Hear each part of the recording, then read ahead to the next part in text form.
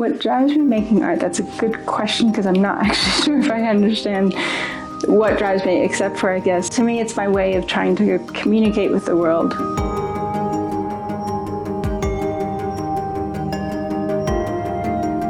My name's Naomi. I actually have 3 passports. I'm American, Swiss, and German.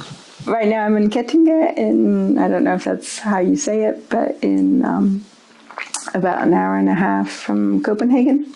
So I have a very sort of mixed background, and I guess I was always involved in the arts because I did theater as a child. I did a lot of writing. And then I guess eventually I started doing some painting and artwork, went to art school, but that was much later actually. I got a formal education in art in Basel in Switzerland, and that was in 2002. So I was there from 2002 to 2006, so it was a 4-year education. But my first degree was in international relations and creative writing. That was in between 91 and 95 at Johns Hopkins University in the States. And so, as I said, sort of art came later. So I started out with writing. My frustration, because I speak several languages, was there wasn't a single language that satisfied what I actually wanted to say. And by being able to do art, then I could say things without having to depend on having the right vocabulary word or being in the right language. And that's what I found really interesting, as well as the fact that you can always retransform and sort of see things from different contexts, whereas with language, you don't have that as much. As well as, I mean, there's a quote by Louise Gluck, who's a poet, who talks about, you know, in art, in a sense, you're risking everything because you create something and it's there. Whereas in poetry, for example, you could save thousands of different drafts and then rechange it. Whereas in artwork, I know if I draw something or if I cut away a part of a map, it's never going to be the same map. And I find that interesting as a challenge. I work with as much painting as drawing as found objects. Often it's I find a new medium or some new texture that interests me. So recently it's really been maps. And then it's all about how can I transform that, or how can I work with that? How does that inspire the work? So I'd sort of say I'm much more multimedia than necessarily just using one single media. The theme in my artworks is really the question of memory. And the question of how we misremember, actually. So we all think that we have sort of set memories or that we remember things correctly, but what has interested me is sort of how we reconstruct memory, and especially coming from a migrant background where I've moved a lot. I've lived in 16 different places. And the question of how do we reconstruct our memories, especially when we've migrated? How do we create roots from memories? What do we bring along with us? And so that whole question of sort of how can we play with memory and that things are not as solid as we'd like to think they are. Often in my artwork, I rework old artwork, retransform them, or I do quite a few installation works. And what interests me there is how, depending on the context in which they're shown, it's always a new piece of work. And I like the idea that basically as an artist, I'm not deciding you have to look at my artwork in this way, this is what you have to understand from it, but precisely it becomes part of the context, and that the public can sort of play within that art piece and see it differently, depending on the space that it's shown in. The second work on memory is really working with found maps and found objects, whether that be my own school books or my own effects or family effects or things that I find.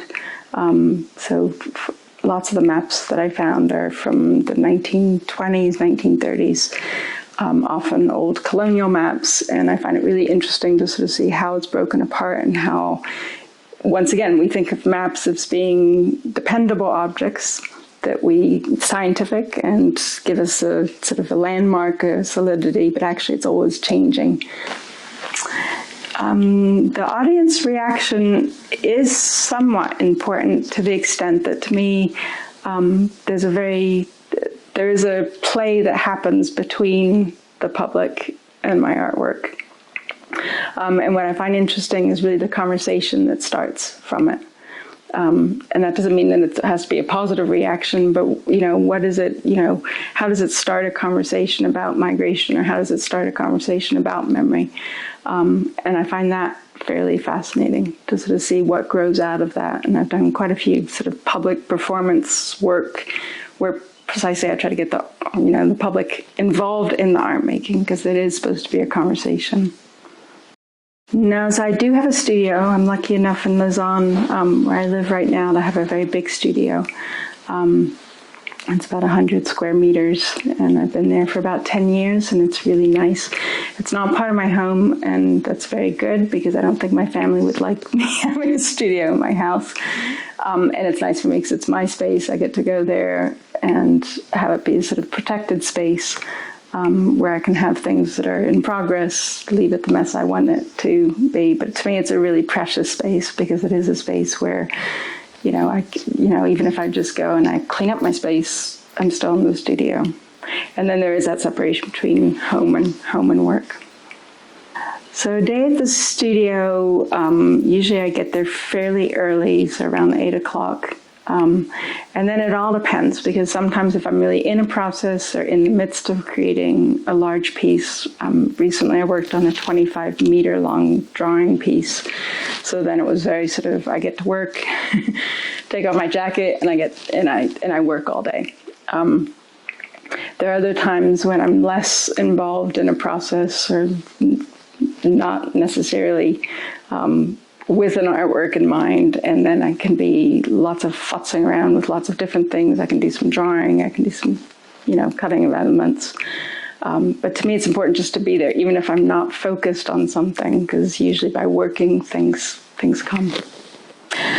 Usually start a piece of artwork, well, it depends, because sometimes I'm really in a series, and so it will be drawing, and then I'll start, like for the memory drawings, I was working from memory, so then I'll take elements and start into that. So I have work that's focused like that because I know where I'm going. Or recently, I found from my grandfather who'd written the whole family history from 1412 in Germany all the way to today. So then I was writing it out, and so it was more, I came up with the idea, went to the studio and started the artwork. Other times I'm trying different things out. I randomly cut things out, or glue, or try resin, or I don't know how some crazy idea comes to me at around 3 o'clock in the morning, and I think, I'll try that out. And then I end up with a pile of stuff that I'm not sure of, but, I call that the research side of art. So the open call I'd seen on Instagram a few times, and I thought the concept of it was really actually quite interesting, and then Berlin's obviously an interesting city to exhibit in. So it's my second time participating, because I participated in Fresh Legs, I guess, in 22, with some work on gauze. And then this time I presented some of the cutting out of the maps. And it was nice to see that even though it's two very different processes, both of them were of interest to the gallery. And then obviously it's been really nice being invited here to Kettinge in Denmark is sort of a process, and then actually meeting face to face, because that's always the problems with open calls, or ones that are outside of my Switzerland. Then sometimes the artwork goes, but I don't necessarily get to travel because of different constraints. But then, so it's nice to see that there's a built process now with what happened in Berlin, and then here now in Denmark. Well, what differentiates, I think, is the contact with the gallery, because I would sort of say that so I've exhibited in different galleries, but the fact that there's so much follow-up and conversation between me as an artist and the gallery is really interesting, because it's not like you're sort of sending it off and it sort of ends up in a black hole and you don't quite know what happened. So that's really nice. And then I think the idea that some artists get invited to actually meet Heike, then I think that's nice too. As I said, as a human contact to it, because art should be about humans. So that's nice, and that makes it different.